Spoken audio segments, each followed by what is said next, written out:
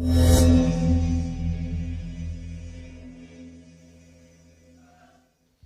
Business की क्या अहमियत है मैं आपको बताना चाहूंगा। मैंने एक चीज यहां पे सुनी थी, एक एक्टिव इनकम और एक पैसिव इनकम के बारे में सुना था। मैंने इससे पहले कभी जाना नहीं एक्टिव इनकम क्या होती है और पैसिव इनकम क्या होती है। इस सिस्टम में और इस कंपनी में आके ही मुझे पता चला एक्टिव इनकम वो होती है जब तक हम कर रहे हैं तब तक हमें मिल रहा है, जिस दिन करना बंद उस दिन मिलना बंद, वो होती है एक्टिव इनकम। जैसे एटीएम कार्ड होता है, डालेंगे तो पैसा निकलेगा, नहीं डालेंगे तो ऐसे जो भी काम कर रहे हैं, जैसे खेती है वो एक एक्टिव इनकम है, जब तक कर रहे हैं तब तक मिल रहा है, जिस दिन करना बंद उस दिन मिलना बंद। प्राइवेट नौकरी है, सरकारी नौकरी है, जब तक कर रहे हैं तब तक मिल रहा है, जिस दिन ड्यूटी पर जाना बंद उस दिन तनख्वाह मिलना बंद। बोलो यस या नो। पैसिव इनकम क्या होती है? पैसिव इनकम होती है कि एक बार उसको बिल्ड कर लिया जाए, एक बार अगर आपने उसको बिल्ड कर लिया फिर उसके बाद में आप काम करो या ना करो लेकिन पैसा फिर भी आएगा। तो ये पैसिव इनकम कहां कहां से मिलती है?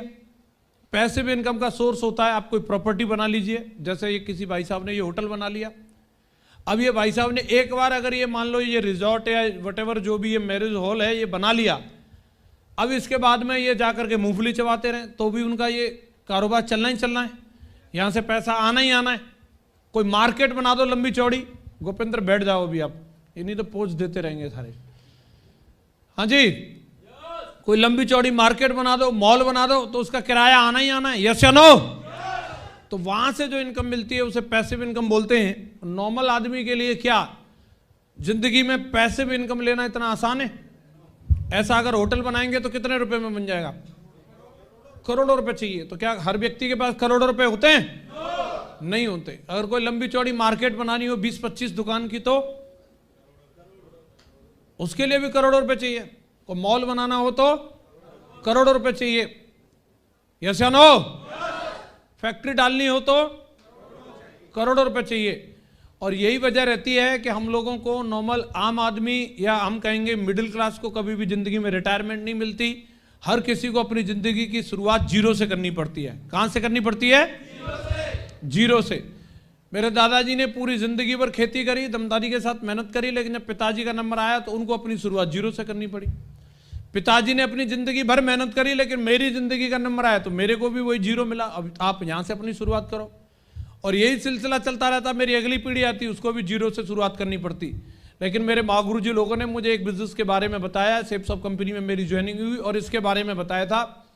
ये बिजनेस आपके पीढ़ियों के लिए। मैं आपको एक छोटी सी स्टोरी बताता हूँ।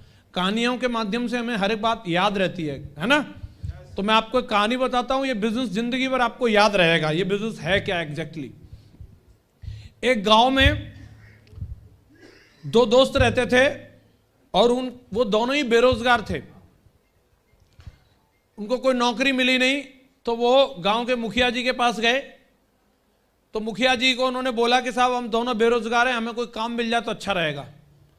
तो मुखिया जी ने बताया कि गांव से दूर एक झरना है, तुम लोग अगर वहां से झरना से गांव में अगर पानी लेकर के आओगे तो तुम्हें 1 बाल्टी लाने का 1 रुपया मिलेगा।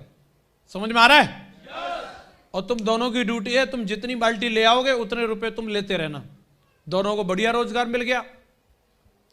तो एक का नाम रामू था, एक का नाम श्यामू था। वैसे ये अंग्रेजों की कहानी है, उनका नाम ब्रूनो पैवलो था, पर लेकिन आपको ब्रूनो पैवलो याद नहीं रहेंगे, ठीक है। अपने देसी में समझ लेते हैं, राम समझ लो, घनश्याम समझ लो, वटेवर जो भी समझना है, जिससे आपको याद रहे। हाँ जी। तो दोनों ने वो शुरू कर दिया कार्यक्रम। दोनों सवेरे जाते अपनी बाल्टी लेकर के और झरने से पानी भर के लाते और गांव में पहुंचाते। 10 बाल्टी दे ले आए तो 10 रुपए मिल गए, 20 बाल्टी ले आए तो 20 रुपए मिल गए। उन्होंने सोचा आप 2-2 बाल्टी लाया करेंगे एक साथ, थोड़ा मसल्स बना लिए, एक साथ 2 बाल्टी लाते थे तो इनकम डबल हो गई। फिर उन्होंने सोचा यार ऐसे काम नहीं चलेगा, और ज्यादा बाल्टी लाते। फिर रात भर भी ढोते रहते थे, दिन भर भी ढोते रहते थे, ज्यादा पैसा आ जाए। उनमें से एक जो था बड़ा वाला रामू जो था, उसको लगा यार ऐसे तो जिंदगी कैसे चलेगी, जब तक ढो रहे हैं पानी तब तक तो पैसा मिल रहे हैं। भविष्य में आने वाले समय में अगर मेरी तबीयत के चलते या मेरी टांग टूट गई या कुछ हो गया, मेरा हाथ टूट गया और मैं पानी लाने लायक नहीं रहूंगा तो फिर मैं बेरोजगार हो जाऊंगा। उस समय क्या होगा? आज तो मेरी बाजुओं में दम है, आज मैं पानी ला रहा हूं, और कल अगर मैं पानी लाने लायक नहीं रहा तब क्या होगा? और उसने इस विचार को लेकर के कुछ प्लानिंग करी और उसके दिमाग में एक आइडिया आया, क्यों ना मैं उस झरने से लेकर के इस गांव तक एक पाइपलाइन बिछा दूं, और पाइपलाइन अगर मैंने डाल दी तो पाइपलाइन में पानी आता रहेगा, मैं आराम से बैठा रहूंगा, पानी आएगा, लोग पानी लेंगे बाल्टी के हिसाब से और रुपए के हिसाब से बाल्टी बिकती रहेगी। अब उसको आइडिया बड़ा धमाकेदार लगा और अपने दोस्त घनश्याम के पास गया, दोस्त मेरे को एक बहुत जबरदस्त आइडिया है, तो तू सुनेगा ना तो एकदम उछल जाएगा। अभी हम बहुत जल्दी लखपति बनने वाले हैं और देखना अभी हमारे पास गाड़ी होगी, घर होगा, भैंस भी होगी, गाय भी होगी, सब होगा। बोला क्या पगला गया है? बोला नहीं पगलाया नहीं, तू सुनेगा तो तू भी उछल जाएगा। बोला बता क्या है? बोले यार ये कब तक बाल्टी ढोते रहेंगे, अपन जाते हैं राउंड लगाते हैं, जितने राउंड उतनी बाल्टी ढोते हैं उतने पैसा मिलते हैं। मैंने आइडिया दिमाग में लिया, उस झरने से लेकर के गांव तक अपन पाइपलाइन डाल देते हैं और पाइपलाइन डाल देंगे, पाइपलाइन में होकर के पानी आएगा, अपन दोनों बैठ करके आराम से पानी बेचा करेंगे और धुआंधार पैसे मिला करेंगे।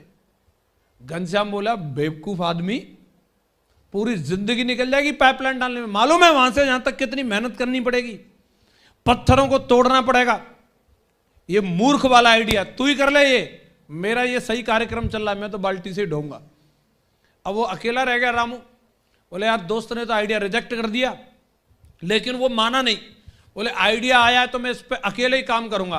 अब उसने क्या शुरू किया कि नॉर्मली वो 10 बाल्टी लाता था तो उसने 2 बाल्टी लाना कम कर दिया, 8 बाल्टी लाने लगा, और 2 बाल्टी लाने का जो समय बचता था पानी लाने का, उस समय को पाइपलाइन खोदने के लिए, गड्ढा खोदने के लिए और पाइपलाइन बनाने के लिए समय देने लगा। धीरे धीरे करके पाइपलाइन का कार्यक्रम शुरू कर दिया। दिन गुजरा, 2 दिन गुजरे, 4 दिन गुजरे, उसका काम बहुत तरक्की पे था, तो उसने धीरे करके फिर 5 बाल्टी लाता था और ज्यादा समय वो अपनी पाइपलाइन को देने लगा। फिर धीरे धीरे करके उसको लगा पाइपलाइन मेरी जल्दी बन जाएगी। लोग हंसते थे, उसको देखते थे, देखो ये आ रहे हैं साहब वीर बहादुर, ये बनाएंगे पाइपलाइन, ये पाइपलाइन से गांव में पानी लाएंगे, देखो।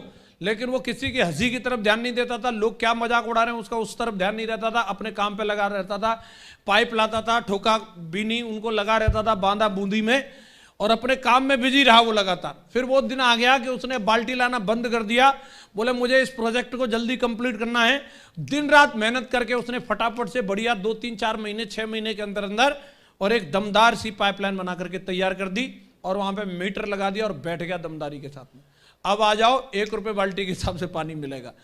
अब उसने एक बार वो पाइपलाइन डाल दी, अब जितनी मर्जी उतनी बाल्टी पानी तो वो बेच सकता था, लेकिन सबसे जरूरी बात यह थी कि अगर उसका बेटा भी होगा तो उसको बाल्टी ढोने की जरूरत नहीं थी, उसको सिर्फ उस जगह पे बैठना है और वहां बैठ करके बाल्टी पानी बेचना है और पैसा कमाना है। तो ये बात आप भी समझ लीजिए, ये बिजनेस भी सेम उसी तरीके से आप भी एक पाइपलाइन डालने का काम कर रहे हैं। वर्तमान में बाल्टी ढोने का मतलब आप कोई नौकरी करते हो, आप हो सकता है खेती करते हो, आप दुकान चलाते हो, आप करो, क्योंकि अभी हो सकता है आपको वहां से रोजी रोटी मिल रही है, लेकिन परमानेंट उसी में मगन मत हो जाओ। उसमें से 2 घंटे 3 घंटे निकाल करके इस पाइपलाइन में भी समय निकालिए। एक दिन जब ये पाइपलाइन बनके तैयार हो जाएगी, जिस दिन आप डायमंड बन जाओगे, 10,000 की टीम होगी, उस दिन आपको फील्ड में जाने की जरूरत नहीं होगी, दुकान पर जाने की जरूरत नहीं होगी, आप घर में बैठे होंगे, इसके बावजूद भी लाखों रुपए महीने की इनकम आ रही है।